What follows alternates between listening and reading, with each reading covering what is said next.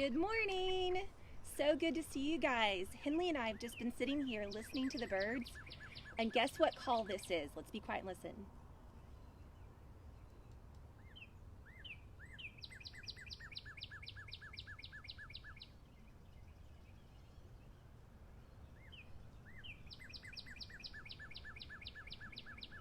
It's a redbird call. It's a redbird. Henley was right. We were just looking at this redbird right in this tree above us. It's a pecan tree. And oh my goodness, it sounds beautiful. So we're able to recognize the redbird call. And I think it was a he because it was fully red. Yeah. So he's just singing along this morning. He's probably calling it mate. Oh, he could be. Oh goodness, so much fun. All right, well, we're gonna have a short morning time this morning because we're gonna head straight over to farm chores right after this so that you guys can see how we feed our animals and what our kind of our morning routine with our animals each day. So anyway, we're gonna continue on with our Bluebirds and Their Neighbors book, okay? So I'm super, super excited, but we're gonna say our morning call. This is the day the Lord has made. Let us rejoice and be glad in it. Yes, let's do. It is a beautiful day. I hope you guys are enjoying these spring days, running outside, reading outside, do your math outside. I definitely want you to get your schoolwork done, but oh, it's so beautiful just to see this short time that we have in spring where things are budding, new plants are looking different and changing every day. I'm so very, very excited.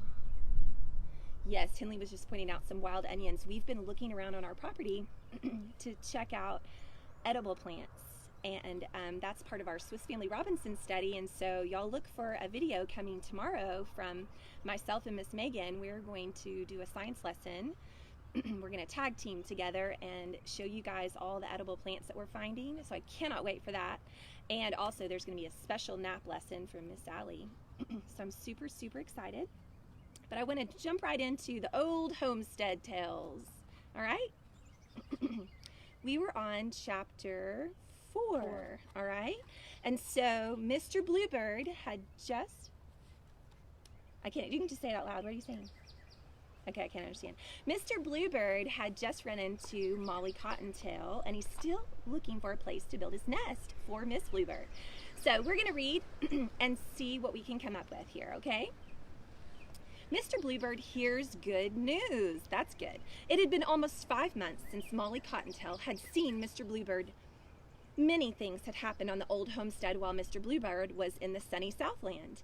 And if there was anyone who knew everything that happened, it was Molly. She had gone from one place to another until she had worn trails everywhere. Of course, she always kept near to a patch of jungle thicket, or the hedgerow, or a friendly burrow, so that she could hide whenever Reddy Fox or other enemies came round. She knew the location of every friendly burrow on the old homestead. Molly Cottontail dearly loved to visit, so she started right in to tell Mr. Bluebird all the news. Johnny Chuck moved his home a little farther up High Cliff so that he can lie in the sun on warm spring days. And Worker the Gray Squirrel lives in the old tree in the corner of the rail fence. And Billy Coon made a new home in the hollow din tree near the end of the bridge that crosses Little River. And Digger the Badger stays in a friendly burrow that he made over by the ocean patch, or the corn patch. And Tawny Chipmunk went to sleep in a den under a big rock near Johnny Chuck. I haven't seen any of them very often because all they do is sleep during cold weather. Why, do you know Tawny Chipmunk is still sleeping? I don't see what fun folks have staying inside half of their lives. You don't catch me curling up inside a hole and staying there for months. No siree. Molly Cottontail had talked so fast she was out of breath and had to stop. What are you doing here, What are you doing here? Asked Mr. Bluebird. I came to the Green Meadow to live until things begin to grow up High Cliff, replied Molly. How is Peter, your husband? Asked Mr. Bluebird. Molly bit off a clover leaf and sighed. He went over to the big jungle thicket in the Black Forest in search of tender grass shoots to eat, and I haven't seen him for a long time. she said. "I do hope he comes home to our own jungle thicket soon." She did not tell Mr. Bluebird she was afraid of something had happened to Peter because he had been gone so many days. She thought that would not interest Mr. Bluebird anyway. What he was interested in most was in finding a nesting place.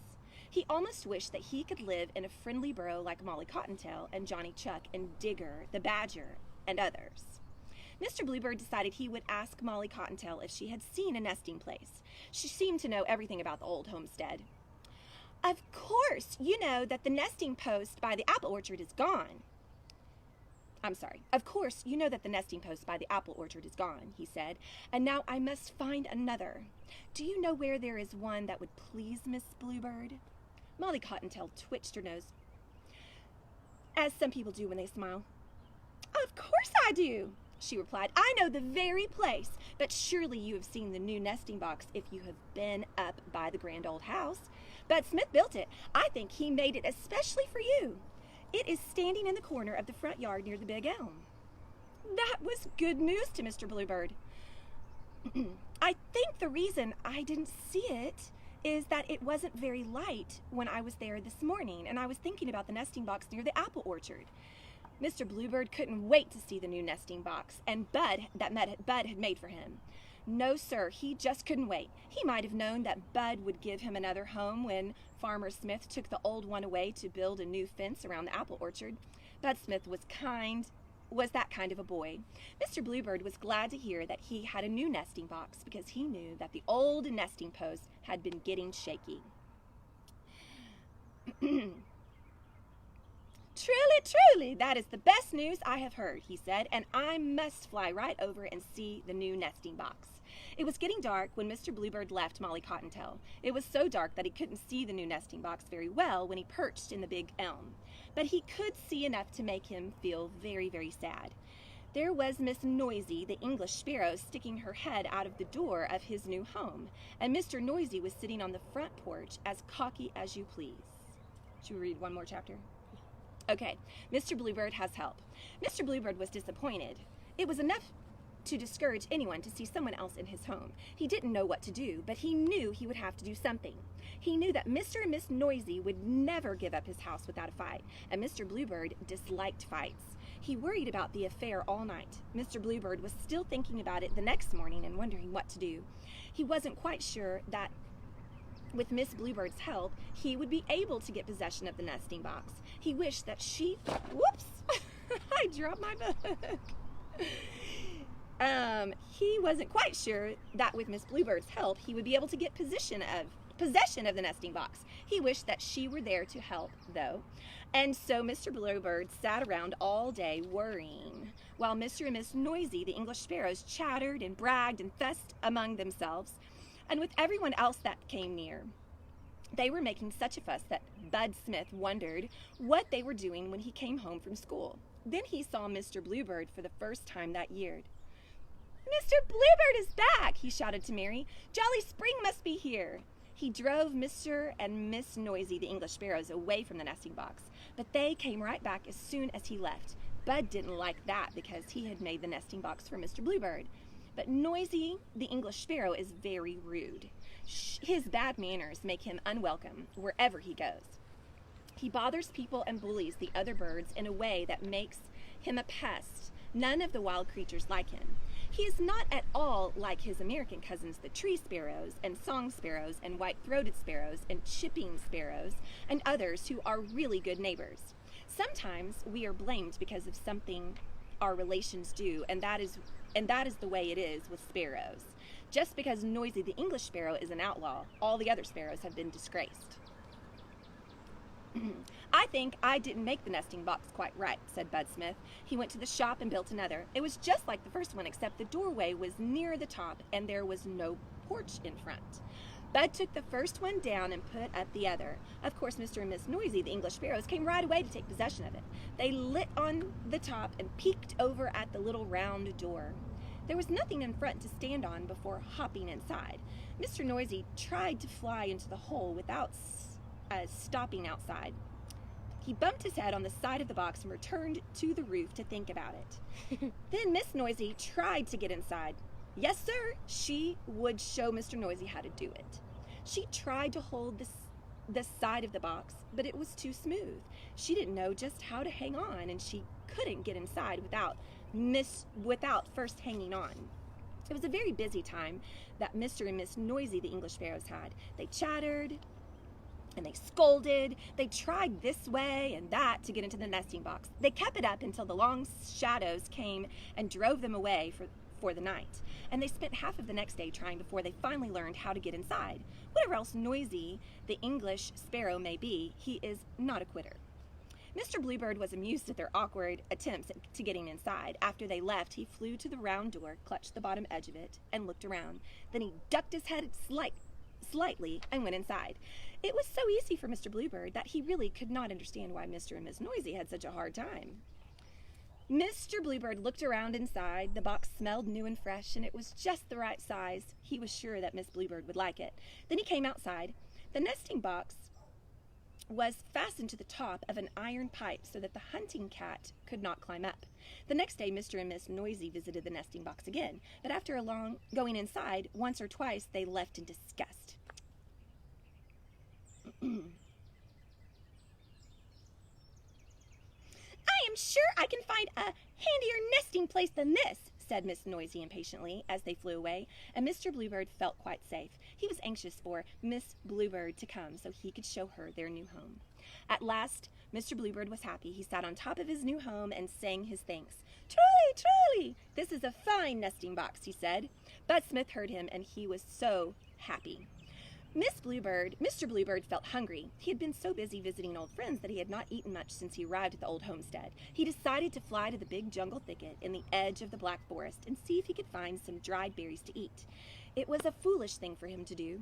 Right that minute, Sharpshin, the hawk, was sitting on a dead limb in the Black Forest watching for a bird because he was hungry himself. And he saw Mr. Bluebird as he flashed across the field toward the big jungle thicket. Bluebird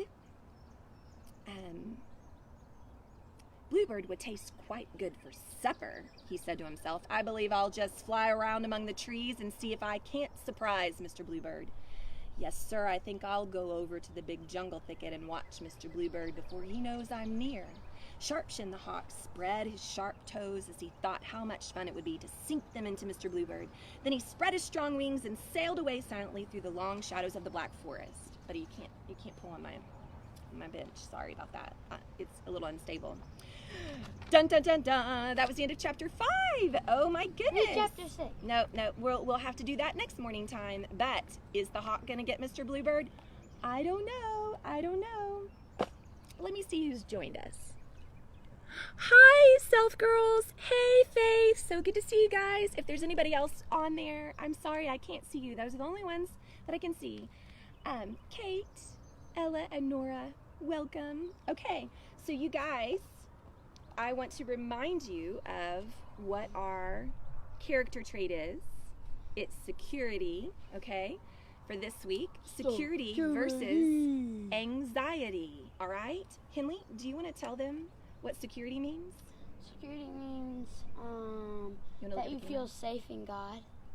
That you feel safe in God, okay? It's structuring my life around which is eternal, focused on God, and cannot be destroyed or taken away, all right? And it says in the Bible that the flowers may fade, the grass may wither, but the word of the Lord stands forever. I think somebody else joined us. Hi, Josh! So good to see you! This is the middle of her swing. Please don't do that again. Okay, Henley's messing with me. Okay, so we're trusting in God, not the security of this swing, because this swing, as Henley just demonstrated, can make Miss Samantha fall flat on her bobo on the ground. But I need to keep my eyes on God because He will never fail me. All right? Keep them up. We're about to do the armor. We're about to do the armor of God. Are y'all ready? I've got one more story to read to you, and then we're going to do the armor of God. We're going to sing some songs, and then we're going to do our memory verse and go see the farm chores. Please don't do that, okay? All right. So I want y'all to see this picture while I read this wonderful fable. Super fun. Did y'all see the picture? Yep. Okay? A young rooster was summoned to his father's bedside. "Son, my time has come to an end," said the aged bird. "Now it is your turn to crow up the morning sun each day." The young rooster watched sadly as his father's life slipped away. Early the next morning, the young rooster flew up to the roof of the barn. He stood there, facing the east. "I have never done this before," said the rooster. "I must try my best." He lifted his head and he crowed. A weak and scratchy croak was the only sound he was able to make.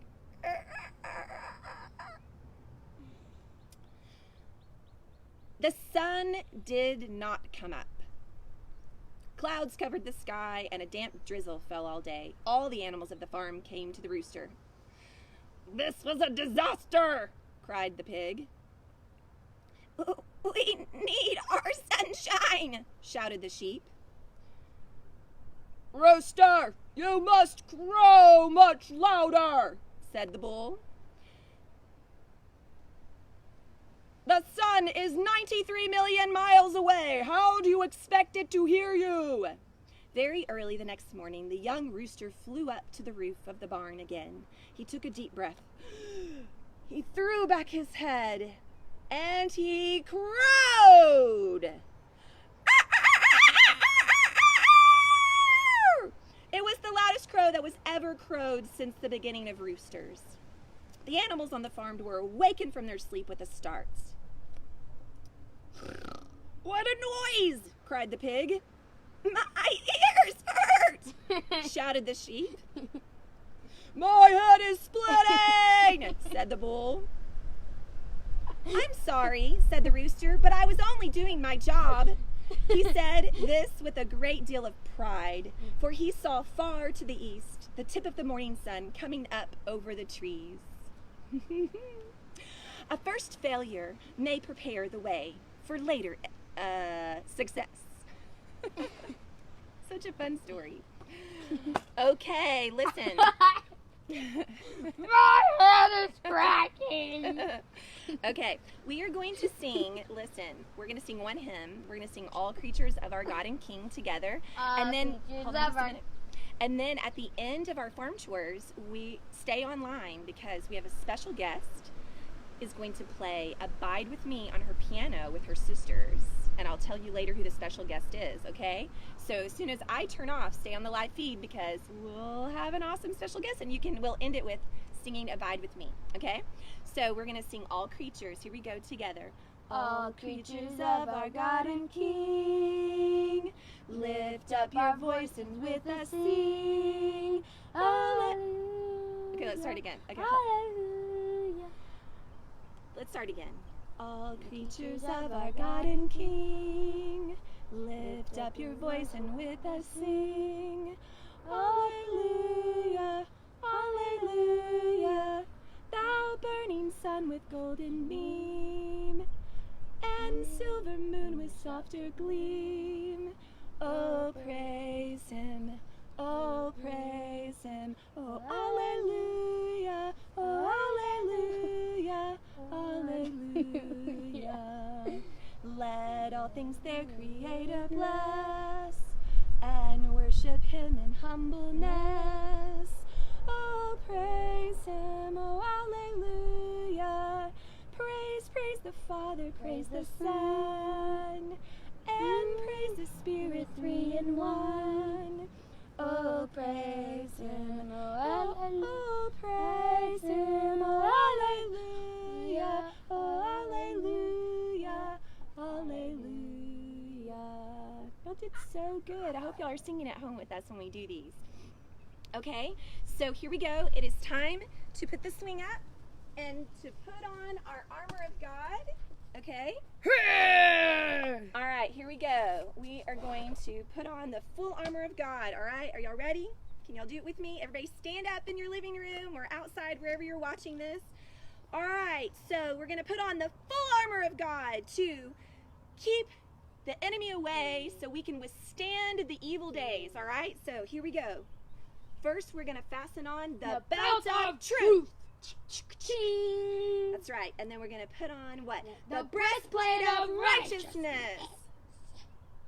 Okay? And then we want to put on the shoes for the readiness of the gospel of peace. Yeah, walk in front of me. All right, and then in all circumstances, take up the shield of faith to extinguish the darts of the evil one.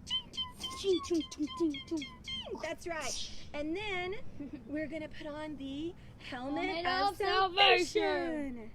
And then take up the sword of the Spirit, which is what? The Word of God. That's right, God's Word. Good job. All right, can you stand beside me? We're going to do the motions together. Can you stand beside me and face the camera instead of walking right in front of me? There you go. Yeah, okay. All right, so ready? Here we go. Psalm 91. All right, so we're going to do verses 1 through 4. Are y'all ready? He who dwells in the shelter of the Most High will abide in the shadow of the Almighty. I will say... Almighty. Oh, Almighty. I'm always wrong. I will say to the Lord, my refuge and my fortress, my God in whom I trust. For he will deliver you from the snare of the fowler and from the deadly pestilence. He will cover you with his pinions, and under his wings you will find refuge.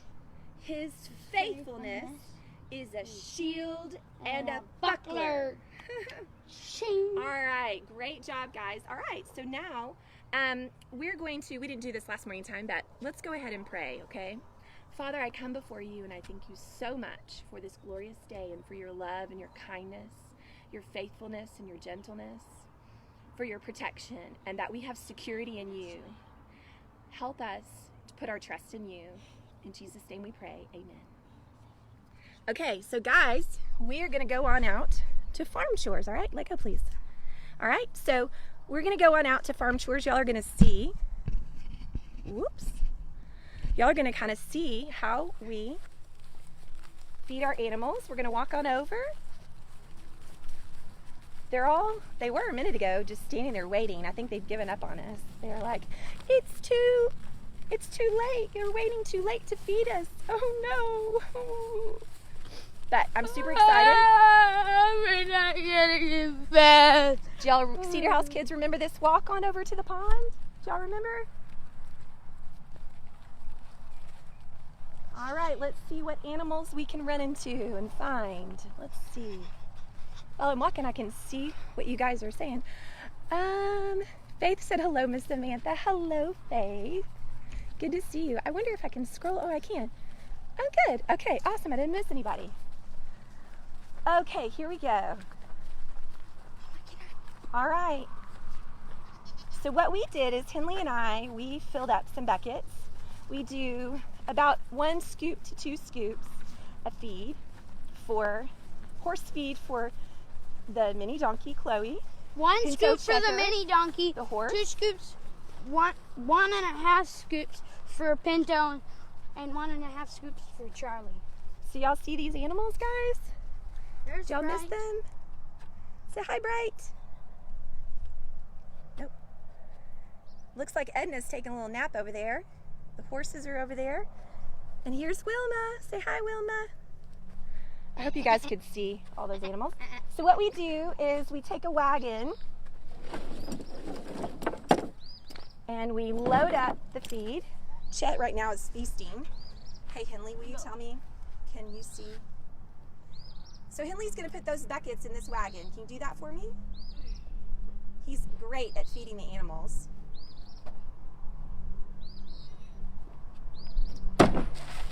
Perfect. All right, and you want to go ahead and get the goat feed too?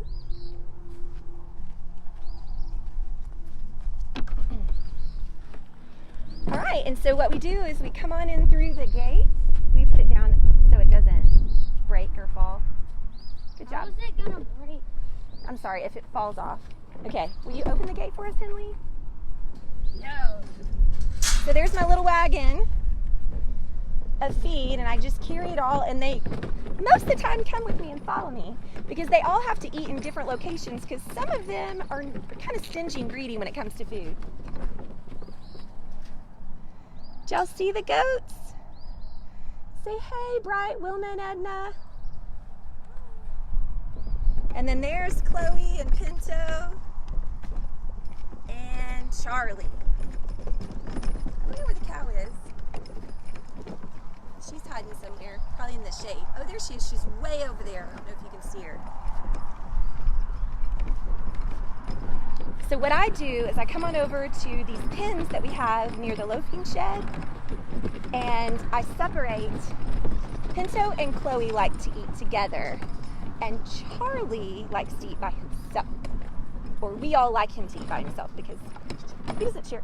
Oh my goodness, y'all, there's this beautiful butterfly. Oh, it's the prettiest yellow and black edging. I'm starting to see butterflies. How about y'all? Are y'all seeing them? All right, so I'm gonna clip this on here so you can see our loafing shed right here.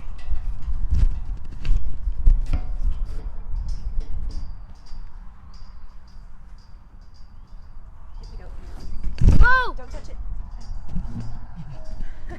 Sorry, y'all, we're just learning how to use this. Let me do it. Gotta do that. Okay. You gotta do that. No, you got to go around something. Nope, you gotta go around that. It's fine. No, you, Mama, it'll tilt over. It's fine. To go around. Okay.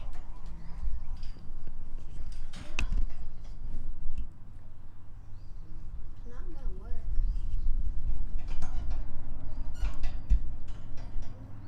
There you go. All right. So what I do is I take a bucket for Chloe and Pinto.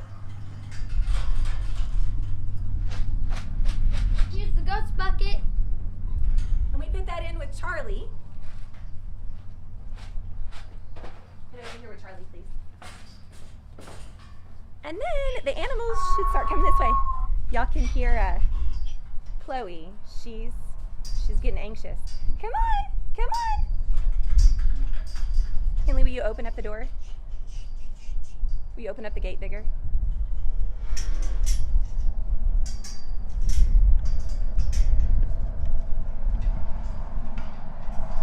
Here they come.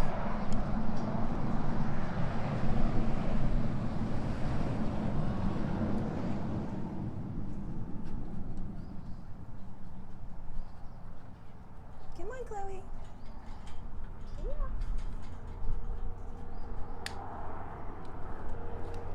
It's really, really muddy right now.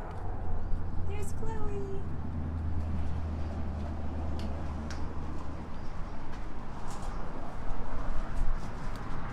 I'm gonna see if I can. Oh, Faith said hi to Bright. Sorry. Oh, there's Pinto right behind me. He came in.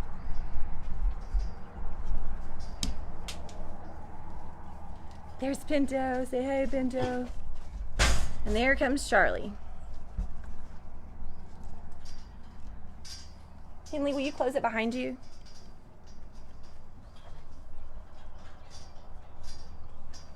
We're going to say hi to Pinto for a minute. Hey, buddy. Hey, sweet boy. Yeah, it's okay. Whoops.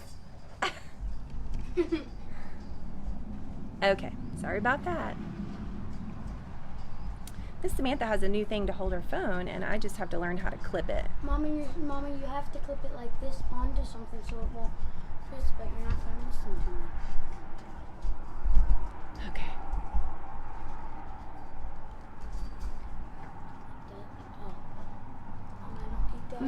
It's a little top heavy. I'm just gonna hold it today until I can figure it out. So there's Pinto. And there's Chloe. Why don't you pet them? Why don't you pet Chloe? Let's see Chloe. Say hey, Chloe girl. Say good morning. Always getting near. So there she is. So Chloe's our mini donkey, and she's pregnant. She's due in June. I'm feeling the She's like, leave me alone. I don't eat. There's Pinto. And then here over here is Charlie. I'll say, hey, Charlie. Good morning. I can feel Chloe's teeth. Mm-hmm.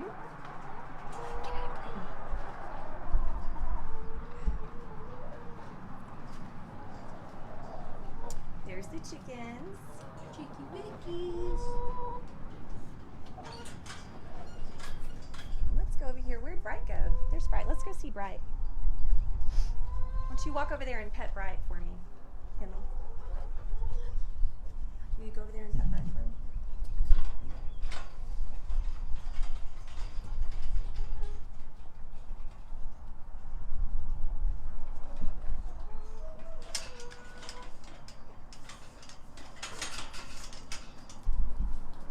I got it. They run away from you. Don't chase them, Henley. They run away from you. There's that butterfly. Do y'all see it? So pretty.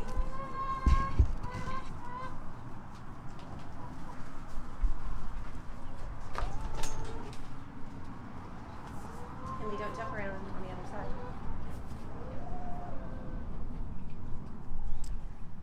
Well, it's really muddy out here, but we're having a good time with all the animals. I just wanted to show you guys, everybody. Yeah, so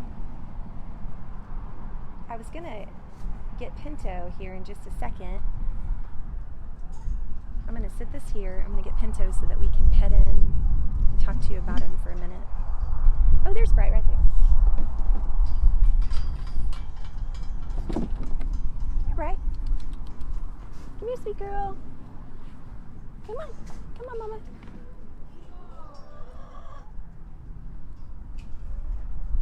This is the tree that the chickens like to roost under, where the goats are going. They like to all hang out there.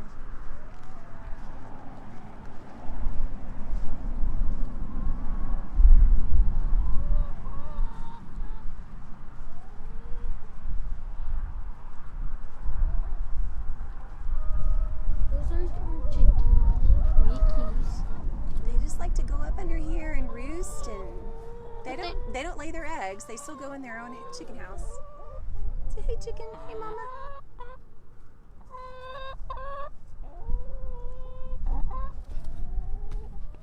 And we want to hold chicken for him. Can you see yourself? Can you see the chicken? Can you see it now?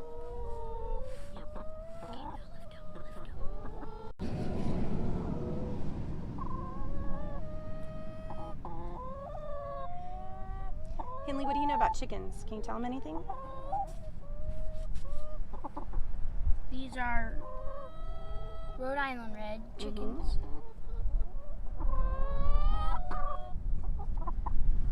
Can you show them their feet? They're a little bit scratchy. Yeah.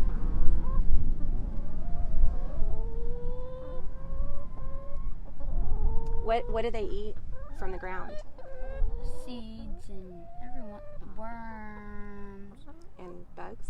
and bugs and grass. Mm-hmm. What do we feed them? What other thing do we? Hen scratch and laying pellets? Yep, you feed them hen scratch and laying pellets. Mm-hmm. Well, it's really the laying pellets. Can you still see? It's Can you be seen? Can the chicken be seen? force. What about the laying pellets? The laying pellets are a mix of like some stuff that makes them lay really good, and then the chicken scratches just like seeds and stuff put together. Awesome. All right, well, now that they've had time to eat, let's go back over there. Or you want to go call the cow? Cow. Why don't you go get some feed for me, for the cow? They can still hear you and see you, even though you're whispering. Go get some cow feed, please. Okay, Henley's gonna go get some cow feed and we can call Ruby for us. Go get a bucket of cow feed, please. And then I'm gonna come over here.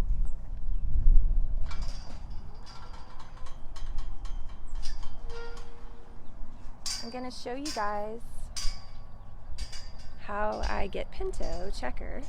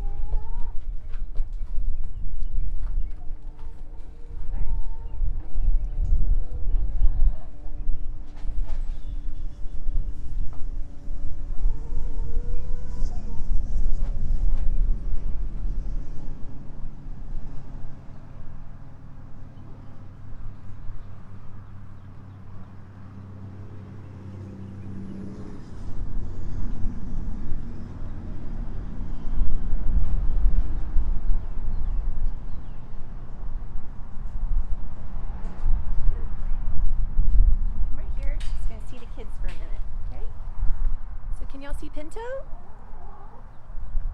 Tilt it down. There we go. So here's Pinto Checker, and I'm thinking soon, maybe next week, we're gonna have a horse week. Woo! So that's Miss Samantha's phone that flips upside down. I've got to figure out how to make it not do that, not be so top heavy. All right, we're back in business. So this is Pinto Checker. This is Henley's horse. And we love him. We don't ride him yet. He's not trained yet, but we're loving on him and we're spending a lot of time with him. The kids will come to the Cedar House and they walk him and they groom him.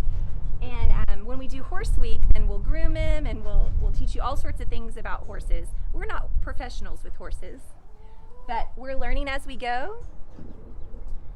With Pinto Checker, one thing that we've learned is that everything's kind of scary to him, so we have to slowly work him into stuff. Like we've started since it's warmed up and gotten pretty warm these days.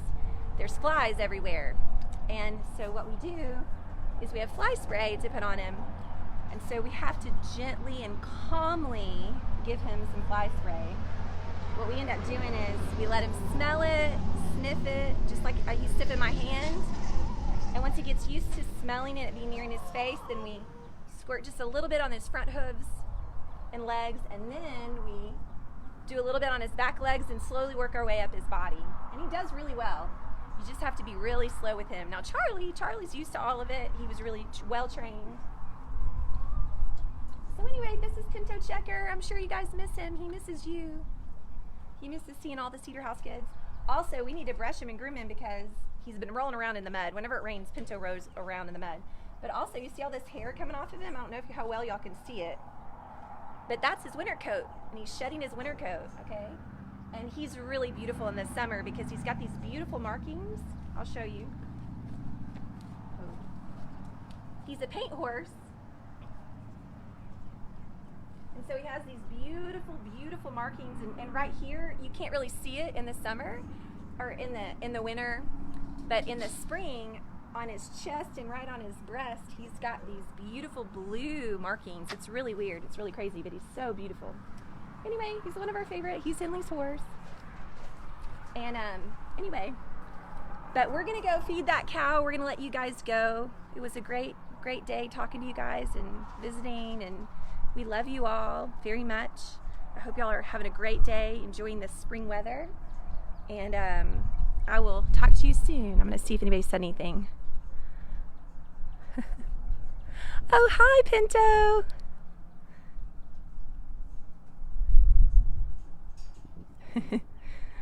So good to see you guys. So good to see you guys. Okay.